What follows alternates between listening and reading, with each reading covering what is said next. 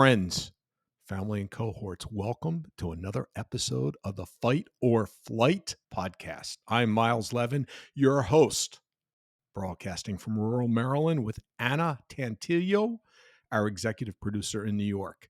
Today's guest is Andrew Block, a serial entrepreneur, an endurance athlete, a coach, a creator, an imaginator, a parent, and a darn good athlete, a good friend of mine. Andrew and I met back in the bike guide days of the 1990s.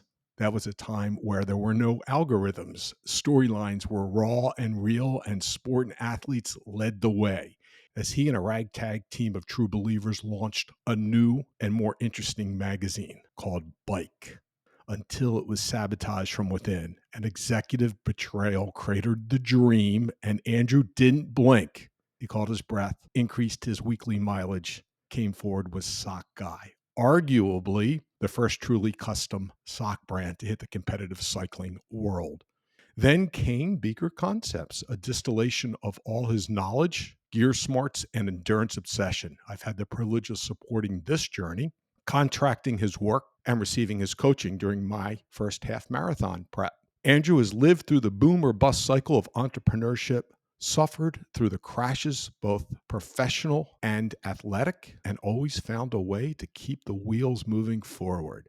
So today we will unpack what it means to keep building, keep rolling, keep believing when the wheels feel like they're going to fall off. Andrew, my brother from another, it's great to have you on today. Thank you for joining. Thank you for having me. I feel it's weird to hear someone talking like that about me. Well, it's the truth, man. And sometimes we have a hard time when the shine is thrown down, man. I wish I could run as fast as you do, but to each their own, right? Yeah, I'm sure you do something I can't do. So I talk a lot.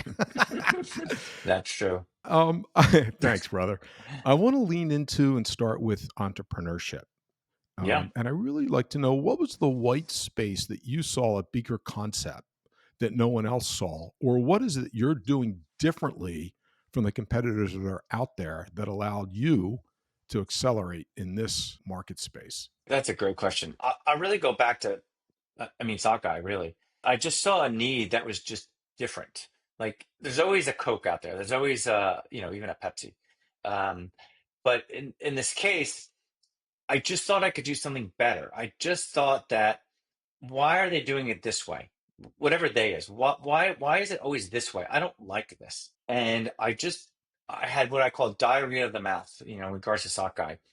I had been in the specialty advertising business my entire life. My father was in it his life. So I knew how to make stuff. I knew where to get stuff. And something was bothering me, like what was the cool thing was just bothering me that day on a infamous 6 hour heat of the day ride here in San Diego. I didn't live here at the time. I lived in Orange County. My feet were killing me. We had done, it's a long, long story, but basically, like, we got wet, we got muddy, it was hot. I lost a contact lens. I had no idea where I was. My Right. feet were killing me, and I had custom, I'll name drop Lamson shoes. He's still around, Don Lamson. Great guy. I know him And well. somebody said, what are you doing this year? What are you making besides jerseys? And, I was selling stuff for SRAM at the time. And I said, I'm making socks, and they're going to do this, this, and this. I seriously forgot about it like 10 minutes later. Seriously. But like, somebody called me 3 days later, and he was like, hey, can you sponsor our, Bodywise cycling team with Marianne Berglund? I mean, a million years ago. And I just figured out how to do it. I went around the country. And what I did was, I never said I want to copy something. I never said I want to reinvent this. I never did that. I said, this is what I'm trying to do. I want, a sock that stretched. I want comfortable wicking, but like I said, not there to copy something. What I thought I wanted was what I thought everybody else wanted. If I didn't like it, why did everybody else like it? Like, why was everybody else putting up with what I thought was just inferior product, Were but a you, great idea? A great idea. And so I just figured out how to do it. Like, that's the best I could tell you is I figured out how to get what I wanted to do, and then I just did it. nice. Now, were you trying to solve a problem or offer a new view to it? Because it was an existing product. I had my Descent It was an socks. existing product, and I knew about basically the market leader. I knew about them, and I had a few of their pairs. Don't get me wrong. I'm one of these people. I would always give accolades that somebody else did it before me. It was not the first, but I just saw a way to make them fit better. Okay. I personally had a problem with how they fit. I personally had a problem with how they looked. I just wanted them to fit better. And I wanted to sell, when I came out, I wanted to sell less sizes. I wanted like what still is known today as a SM, a small, medium, an LXL. I didn't want to have like a small, a medium, a large. It just seemed that the stretch to fit thing that I really started fit more people. And for the dealer, they didn't have to stock as many sizes. Right. Like I didn't make, and I didn't sit in my warehouse looking at all these extra extra smalls that are never going to sell. You know, Sure. you just went with the top two sizes, but they didn't make you as a woman feel like you were slighted, or as an extra large man like you were slighted. Like we just didn't really make for certain. We made smaller sizes only for the ladies, not for men, and we made larger, obviously gigantic sizes for men, not for the ladies. But I took it upon myself to make things that I thought more people wanted and would be more fond of. Not just design, but just how they fit. I really went with fit, Fit, because function. anyone fit and function, because anyone can throw, as I say, a coffee cup on a sock. They all look good. And we were known, back in the day, Sock Guy, when I started, it was known for that kind of stuff. We really hit the art harder than other Hmm. companies on our inline items. But what we did differently was, like I said, mainly fit. And, what might have started out as an alternative, I think we did a really good job. Still today, like if I'm going to make something, or even work for you, let's say work for whatever company that I'm doing making socks for, is I'm a customer. So I try to think as a customer, like, what do I want? Like, well, this is dumb. What does this do for me? Right. Does this add return of value? Like, why am I adding this to a sock only because they have it? But all it does is cost another dollar. I'm not getting that dollar back at the end of the day. So I don't do it. Like I'm trying to always do stuff that brings it so that you feel good about it. Like I don't want to create fluff, and like I don't spend tons of money on packaging. I would rather bring the product to you, still at a good price, but only what you need. Nice. Like again, I bring up packaging. I know I'm all over the place a little. I'm not a fan of packaging, honestly, because it just gets thrown out. No matter what anyone says, except for when you keep your box for your Apple phone, it gets thrown out. So why am I investing a dollar in packaging? Am I investing that dollar to get $100 for Aero socks? Some people would, but I'd rather get, charge $80 knowing that I only have a dollar in packaging in there. Right. Like it just, So I don't know. I, so I think about that. so your launching point was functionality. I'm going to bring a better product Yes. forward, and you brought customer centric thinking, where you're like, I want to think about the end user first, and then work your way Ex- into ex- building it. right. Exactly. Because at the time, now you're talking 1996, there's really one option in our industry. There was one option. And so becoming the second option meant that we had to do it better. And better to me was always product, obviously, but customer service. I would watch my salespeople in our office here in San Diego. They'd be on the phone for like 30 minutes, 45 minutes, like for like, what would be preserved as like a little dinky order, maybe only under 20 pairs. But that's still a great order. Like every order is a great order. But they held somebody's hand, maybe a little too long, but we got a customer for life. Where I would hear stories of other companies you still hear today is you don't want to buy, they hang up the phone, or they pressure you, more than what you want, or they delivered something that you didn't want. Like I just didn't want that. Like I only want to deliver top-notch product. I only want it to be on time. I want to be known as a friend. Right. And I think that's why I relate so well to you, because it's relationship driven first and foremost. And the transaction, while it's important, doesn't define what you're doing. So let me ask you this question along the journey in building Beaker Concepts and also Sockeye. What's harder, building a product or building trust with the consumer? I think it's trust with the consumer, because they need to believe in what you're doing is good for them. They need to believe that you're not out to get them, especially in today's day and age where someone knows you can get it from Asia for $1 and they sell it for 100. People are wise to it. There's a lot more smart people out there that don't understand why you're charging such and such price. Or so I think you have to have the confidence in the consumer. Like one of the first things at Beaker Concepts that I did was what's called the hydrotail. So the hydrotail was an aerodynamic rear hydration carrier for triathlon. It was meant to solve the problem as carrying extra bottles in an aerodynamic way for triathlon. So it's behind the seat. And what had happened was I had just been to Ironman Hawaii. I basically worked for Ironman just for Kona for Ironman Hawaii. And I just noticed what people were making. Like this device existed. in a different form that was heavy, it was clunky, it was hard for people to get on their bike. I didn't really consider it aero, but it solved the problem. It solved the problem of where do you put another water bottle or two on a time trial bike. Hmm. And I just stared at it. It was an accident. It was another thing. I'd already sold sockeye, so I kind of wasn't making socks for a little while, trying to figure out what I wanted to do next. And I just saw something that people were making themselves. There was an existing player or two in the market, but they weren't lightweight. Who knows if they'd ever been in the wind tunnel? And I could just see what people were having a problem with.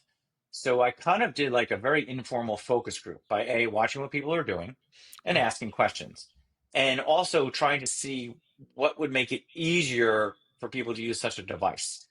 Then, now that I knew what customers wanted, then I sort of set out to see like what should be made of. There's aluminum, there's carbon fiber, and carbon fiber was the choice because it was light. Carbon fiber was starting to be more popular, especially in time trial bikes.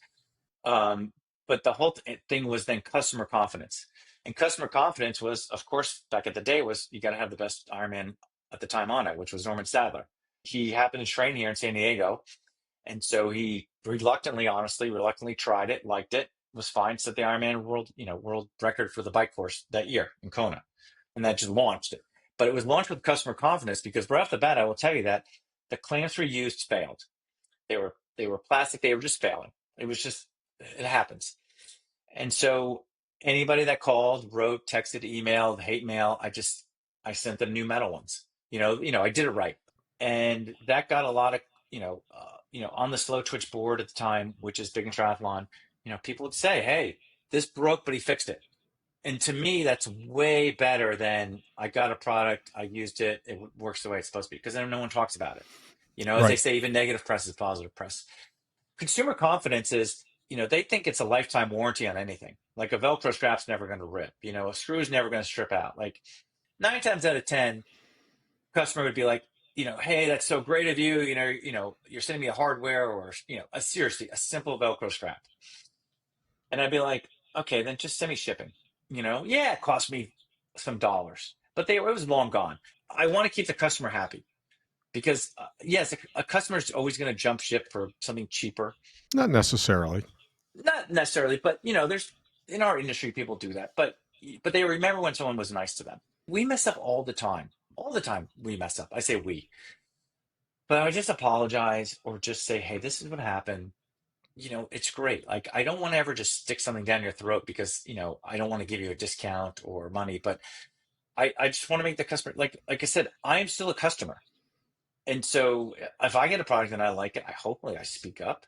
Hopefully I say it I don't like it, or why'd you make it? Especially like in my position, I do have people come to me with ideas a lot of times, and I just pretend like I'm the customer. Like, would I buy this? Would I make this? Is this something I want? Why do I need this? And that's, the products that I make, I think about that. And usually I'm ahead of the curve, sadly. Years and years ago, having ridden in Europe in the late 80s on the road, we all had these mesh undershirts. But in America, they didn't exist. Nobody wanted them. You wore a cotton t-shirt if you wore a base layer. You wore maybe a wool one if you were cool. But and then I came out with them. And the first ones we came out actually were fabric based sewn, cut and sewn on fabric, and they sold okay. But when I started Beaker Concepts, I sponsored Axel Merckx's under 23 professional team at the time, Eddie's son. Eddie's son, Eddie Merckx's son, Eddie Merckx. and they kind of demanded like everything was the best of the best. So I figured out how to source what really was, the mesh undershirt, the true European mesh undershirt, and the team loved it, the guys loved it, but consumers didn't get it. They just didn't get it. It took forever. And then I mean, we're talking years, 5, 6 years, because like we Hold were up. just the That's first. that's an interesting point because up until this point in time, you had immediate credibility and authenticity. You have access to professional athletes doing amazing performances, and there's a need because you're solving a problem. Right. And then you bring to market something that's remarkable, that's in high demand in Europe, but it doesn't translate us It to North just, America. I Why? think I'll never know. It's happened Interesting. a few times. I think we weren't big enough to deliver. You know what I mean? Like I don't think To deliver the I story and the momentum, or to deliver the the product? momentum being through increased ads, like Got it. let's say a larger team, like Awareness. awareness. Like I didn't have the deep pop gets, let's say at the time sponsor my pay. or, sponsor another team. So, Axel's team was my main vehicle, and we were only able to do so much with them. That's just the way the contracts were. Trek really controlled what you could buy, like they didn't sell all the Bond Trigger gear at the time. Right. They were a little late to the party, so like there were never replica items mainstream that people would have had. So it became word of mouth. And like, let's be serious, it's a base layer. At the time, I really didn't have the funds to just promote a T-shirt, a Wicking T-shirt to the masses. So it just took time, and then all of a sudden it exploded. But I'm like, you've been doing it for so long, and that just Sure. shows you that mom and pop doesn't always work. Sometimes you have to spend the money. This was way before obviously Instagram, TikTok. You're talking, late '90s, early 2000s. Everything was different. Like you really had to do a full court, probably Multimedia. Yeah. multimedia print campaign Yep. I remember. where I don't know if the satisfaction is this because it doesn't really matter anymore, but like for Lance's comeback they did a bunch of books, picture books, and then you could see the mesh undershirts basically on Axel's guys because they also did a picture book, doing the season, and then Lance's book. So it kind of gives you some satisfaction, not monetary satisfaction, but again, like at the time, for what I've done, it was kind of satisfying a need. There was a need for it. I just figured out how to fill it. So let's hold up for a second. So we've talked about product solving needs. We've talked about catering to the end customer. We've talked about relationships over transactions. So purpose is driving this part of the narrative for you. I'd like to pivot for a moment and lean a little bit into the bike guide, bike sockeye journey that you went on, and more specifically, you lived through a betrayal of a senior executive that was at a very high level at bike that disrupted very positive momentum because I was there when you guys launched the magazine and were selling the ad space. So I'm curious what ownership means to you today. But before we get into that, can you share what happened without going into Sure. heavy details on the drama? But I want to lean into more the lessons. I'll give you a little backstory because I like to think that I do have a story. I graduated college in summer of '91. Didn't know what I was going to do. I had been in the second industry my entire life, basically running, like I said, specialty advertising. I really didn't have a plan. I didn't. And so at the time, so this was, fall of '91. So the International Bicycle Trade Show was here in Anaheim. And it used to be 5 days back then. 5 days, can you imagine? 5 days trade show. So I was living in Greeley, Colorado, where I went to school at University of Northern Colorado. I drove out here. I had a cousin that lived here in San Diego. I stayed with him. Every night I drove from San Diego to Anaheim, or every morning. And I talked to every single booth in my suit with my briefcase, and I gave my, non-existent resume, and and I say every company, I'm talking every single company at the show. I did everything you could do. If there was a party, I went to it. Like I just smoothed, like, my life depended upon it. And I got two job offers. Hmm. One with what was then a secret magazine that was going to start that didn't have a name, and then with Muddy Fox out of England. Yep. So luckily, I didn't take Muddy Fox. So I drove to New Jersey, where I'm from, took a train to Boston to meet with this guy who basically was compiling like the best editors from what was in the Bicycle Guide, and another magazine, and great salespeople. And he was creating a new magazine called The Bike. It was going to be based in Rhode Island. Would I be interested in classified sales? Basically, like new man on the totem pole. Great. I want to say I was $15,000. It might have been less than that. I don't remember. So I'm like, yep. I drove my car back. I took the train back from Boston to New Jersey, drove, which is, 2 days, back to Colorado, packed up all my stuff, moved to Newport, Rhode Island. The Bike was the name of the magazine. It was supposed to be one of, I think, 10 titles. And it was, in a sense, owned by people from the boat industry who'd been in publishing and other things. And this guy had brought in like editors from, like I said, Bicycle Guide, ads people from Bicycle Guide, some other places, whatever. We had a whole thing. My job was classified ad sales, and I was going to be allowed to write some, product reviews, and I would be in charge of the bike shop. So one of the first things I had to do was build a bike shop Yep. in the office. And what's Yep. crazy is this is how old I am, or whatever. I had to call up Park Tool to order tools. Well, Park Tool had never heard of us because we didn't exist. So Park Tool called the bike shop in Newport, Rhode Island to say, who are these guys? And they only knew who we were because I went in there saying what I was. But I asked them, do you have a list of items that a bike shop needs? Like, what wrenches do you need? What? And they said no. And I couldn't believe it. This is, like I said, this is, fall of 1991, spring of 1992. Like, I'm like, I'm a new bike shop. What do I need? They're like, I don't know. They're like, just order. So seriously, physical catalog, dude, it was great. Like, I was a kid in a candy store. I ordered everything. I mean, Sure. the Wonder Stand. I mean, this is the best. I still have some of the original tools, but it just started. And like I said, and so my job was classified ad sales. So I was doing ad sales for a magazine that didn't exist.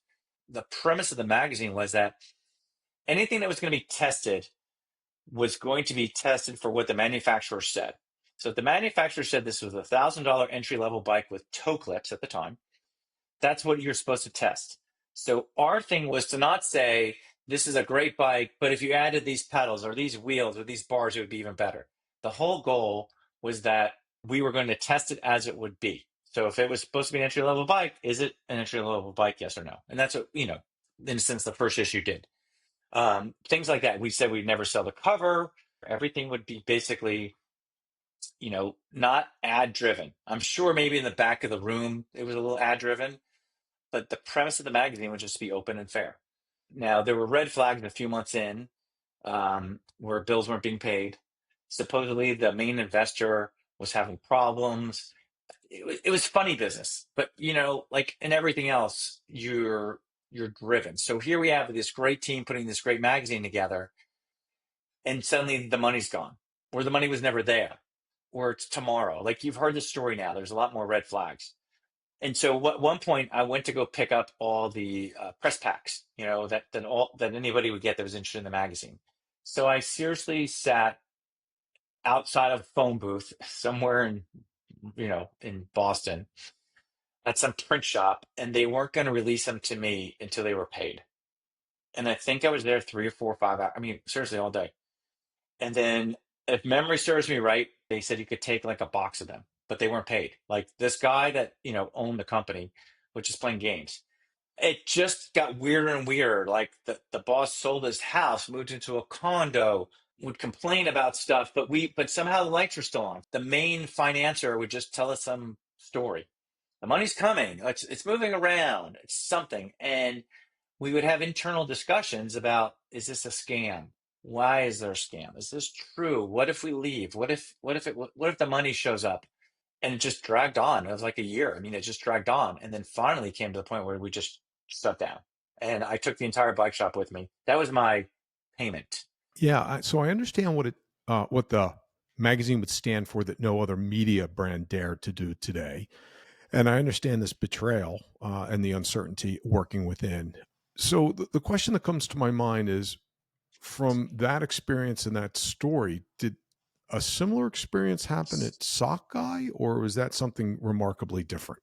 Well, at Sakai is a little different. What ended up happening at Sakai was Sakai got off to a great start. One of my first two big customers were No Fear, which was huge at the time, and Quintana Roo.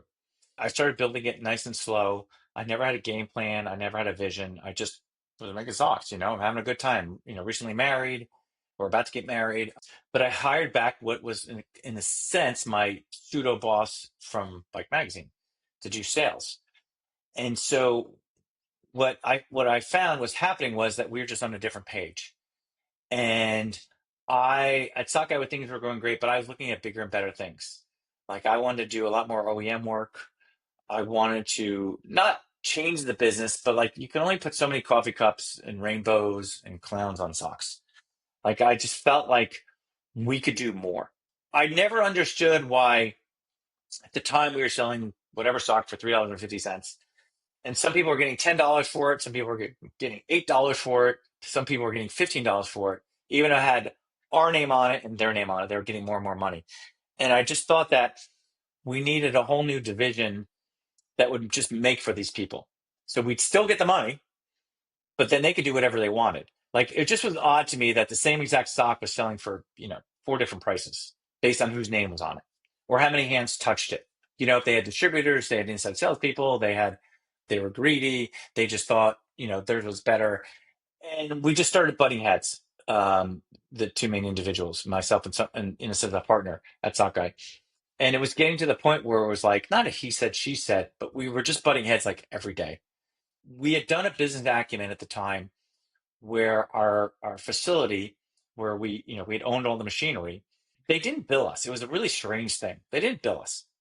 And I'm sitting there going, okay, well, we'll just keep the money. Yeah, I mean, like we have our money, like as soon as they get their shit straight, they'll bill us, we'll pay, we're fine.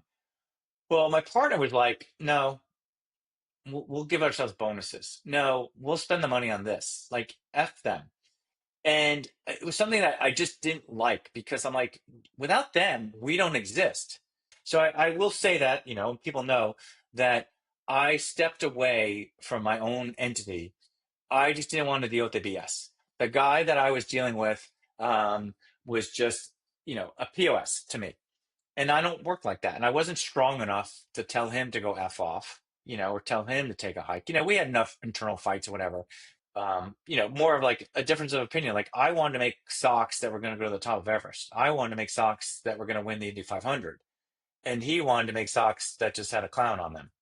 So I reluctantly took way less than I should have, but to just walk away. And that's what I did. So this is a second act, second restart for you. Yes. So the question that comes to my mind outside of the dysfunction within the management team and the direction is when things feel like they're falling apart or they are, what do you reach for that keeps you moving forward? Because you've had the strength to start, stop, and restart. I'd say that just you come in a great day. Like I was just actually home. My son just graduated college back east last 2 weeks ago. And so my father brought up to me, even though we basically were 24/7, like where my son went to college is like nonstop. It's like 5 days of graduation. It's crazy. It's a huge alumni thing. And what's always centered me, grounded me is sport, really running or riding. I mean, I do it every day. Like it's rare that I take a day off. It's the one thing I do that I have complete control over. you know, so and so didn't forget the ship and I've got to eat it. So and so didn't not tell me something was broken and I have to eat it. So and so, I don't have to deal with so and so. Um, it was that simple. Like I didn't have to deal with that. I only deal with myself. So even when I'm broken, I do something and I could say, you're an idiot. Why did you go run, ride? Something's broken. It's the one thing I do for myself. And like even like today, like if I don't pick up the phone to sell, or if I pick up the phone, the guy's not there, like, oh, I didn't do that. Like the guy left. Um, but when I got up this morning and I got up a little late, I'm like, I'm gonna get my run in, I'm gonna get my ride in, and that's I think when you clear your head. And as I say, like I'm sure there's lots of people like this. Like when I was running this morning, I totally saw the equals MC squared, 100%. I wrote out the whole formula, pi to the nth degree, but then when I get home, it goes out the window. And you have negative thoughts, you have positive thoughts. Like I've been in the middle of a 50-mile running race where I'm like, if I see I say it like this in jest, like if I see a cop with a gun, it's over. I'm taking my life. Like you're just so depressed, but you just need a gel, you just need a banana, a cookie, and that relates to business. It relates to business where like sometimes you just need a simple sale, or you just need that one thing to come through that makes you smile. But for me, like what's got me restarted this many times is I go for a run, I go for a ride, or I see something, like circling back, like in Beaker Concepts when I did my hydrogel, I just saw these homemade things. Why isn't anyone making it? You know, So, you Andrew, know. let me ask this question. So, I appreciate the fact that physical activity can create new thought patterns and an opportunity to decompress from the stress of managing a business or confronting a problem. Through all the experiences that we've discussed, is there a truth that you've resisted that you now live by? You know, uh, yeah, I would say like it's become popular. And I didn't invent this, and I'm not going to go there. And you could say David Goggins or Jocko or all these, the current, or Dave, Jesse Etzler. It's really is true. It's like that hard thing makes things easy, and the easy thing makes it hard. It's such a cliche now, but we all do it, and there's popular guys. And I mean, I'd honestly say I'm not that guy. Like even if I just lost a viewer today, I'm not always that guy that takes that hard way, but I try to do it with a smile. But I mean, it really is true. It's like the hard way becomes the easy way. And the hard way could be just be that phone call you put off, doing a podcast, just this morning, sleeping in and getting up and running. And some days it doesn't translate. We all do it. And some days it totally translates. Some days it's just a great day. But Let's hold like on I that said, for a like, second. That's very insightful, and I appreciate that. And I hate the discomfort to be comfortable. I don't buy into that cliche, but I, I do appreciate what you're sharing. And that to me speaks to the consistency that you've laid on me when you've helped coach me, and the forgiveness, the grace when you have to recover. I would like to pivot real quickly and talk a little bit about coaching and endurance sports because you're an yeah, accomplished athlete, and we're coming up close to our end time. So the way I'd like to approach this would be around a speedball. I'd like to give you two words and have you answer which one comes to your mind first, as a way to get to know you and the process that you go through in training and athletics. Are you game? game on, Gravel or tarmac? gravel, Build or burn? build. Solo ride or group? Ooh, I'm split. I'm gonna say group today. Pain cave or flow state? Hello. Winning or finishing? Now it's finishing. Okay, all right. I love it. I get that as a master runner. Coaching or competing? Probably coaching right now. Coaching. And this to one that we talk about weekly: gut or data? Gut. Forgive or forget? I'm even on that one. I'm even on that one. I want to say forgive because then forget. I'll just explain it because forgive means forgetting, and forgetting means forgiving. Sometimes No, I appreciate that. California or Colorado? it's a tough one. I was just asked if I would spend the summer in Leadville, and I'm gonna say California right now. I mean, I live close enough to the beach. It's just, and I can see the mountains from where I'm sitting right now. I'm gonna say California. Andrew, coffee or beer? Coffee, Sprint or climb? climb, Startup or slow burn? startup, Scar tissue or thick skin? scar tissue. Rain ride or wind tunnel? The wind tunnel's the worst. Rain ride. Over prepared or overconfident? Over prepared. Trailblazing or tactician? Trailblazing. Next chapter or no regrets? Hmm. Right now, where I am in life, I'm gonna say next chapter. I appreciate that. Andrew, that brings us to our conclusion. This has been really insightful. I'm super grateful to have you in my circle, both as a friend and a coach and a comrade. How do people get in touch with you, stay in touch with you, learn more about Beaker Concepts if they want to buy product or just talk to you about running and racing? Usually, the best way is the website, which I have to tell you has been in reorganization forever, which is beakerconcepts.com. I have a sub brand called Flexi Socks, FLEXI socks.com. They kind of mesh together. I've always been weird on my website. I had not a great website before, just to give a little information. My website now is it's more of a holding pattern because usually people find me, and then the majority of what I do, I don't do in the public. So you're going to come to me for your sock line. You're coming to me for aerodynamic socks. You're coming to me with your idea. So I don't really, I'm not that kind of company that says, oh, I make for this and this and this person. Yes, I can name drop. I was thinking about it this morning real quick. I did have 7 Tours de France wins under my belt. All 7, of course, were taken away, 6 from one guy and 1 from another. But I did make the socks on their feet, but we never advertised that before. So I kind of stick to that. Like, I'm not a company that goes on there, I mean, I say now, like, yes, I made socks for Oakley. I made socks for Nike, made socks for, different compression companies, big stuff, little stuff. That's just how I am. I've just never promoted it that way. That way, when you come to me with a project, you get my full attention. For a time, I was making socks for Oakley and for Trek under the Nike brand. And Oakley had a problem with that in a small sense. And I said, look, I go, but the stuff I make for you screams Oakley. Like, it undeniably looks like Oakley. And then the same thing for Trek. And I'm like, that's what makes me who I am. I can make the exact same sock for you, put a coffee cup on it, put your name on it, but I can develop stuff that's your brand identity. And so that's what I do. Friends, family, and cohorts, thank you for joining us today. From the saddle to startup, Andrew has always chosen the right path, never the easy path. And that's been filled with risk, solitude, and reward. His story is clearly not one of tidy exits or manufactured perfection. It's grinding, it's consistency, it's vision, it's reinvention, and it's the aptitude to keep playing. There's no playbook for enduring, just trying to get after it day in and day out. Anyone listening, coaching, building, or barely hanging in, remember, movement is medicine. Andrew, thank you for joining us and showing us how to suffer with grace. Thanks so much, Miles. I really appreciate it. We'll see you on the next ride, my brother. Thanks. Appreciate it.